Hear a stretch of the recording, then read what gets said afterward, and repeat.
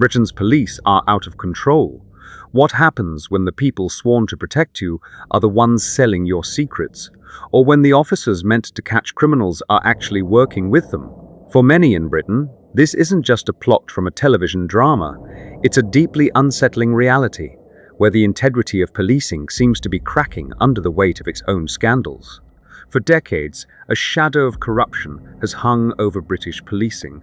In the late 1970s, a major investigation called Operation Countrymen was launched to look into hundreds of London officers for bribery and faking evidence. The investigators faced so much obstruction, they had to move their offices just to keep their files safe. In the end, the main probe was so compromised that it collapsed, leading to the resignation of over 250 officers, but failing to produce a single direct conviction. While a few officers were convicted in separate, related cases, the overarching message was one of impunity. This culture has persisted. More recently, the Daniel Morgan murder case exposed how deep the rot can go. Morgan was a private investigator, killed with an axe in a pub car park in 1987, reportedly on the verge of exposing police corruption.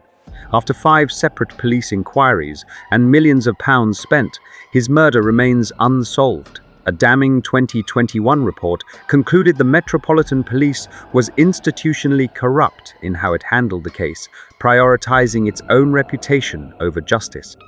Today, the problem has taken on new forms. A landmark 2023 review by Baroness Casey described the Met Police as institutionally racist and misogynistic, with its anti-corruption methods branded fundamentally flawed. The report highlighted shocking failures, like over 2,000 warrant cards for retired officers being unaccounted for.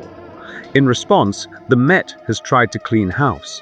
A public anti-corruption hotline launched in late 2022 led to over 700 investigations in its first 18 months alone. And we are seeing more officers being held accountable.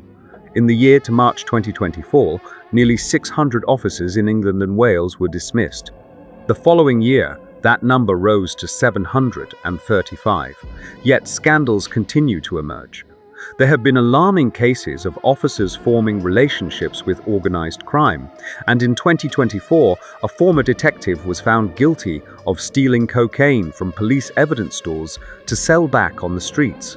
Even with reforms, the Met's own commissioner admitted in late 2025 that it could take a decade or more to root out all the corrupt officers. From historic cover-ups to officers dealing drugs, the thin blue line has been crossed too many times. While recent figures show a push for greater accountability, the scale of the problem is staggering, and public trust has been shattered. The challenge isn't just about a few bad apples, but about addressing a culture that has for too long protected its own at the public's expense. Real systemic change is promised, but the police are in a race against time to prove they can earn back that trust.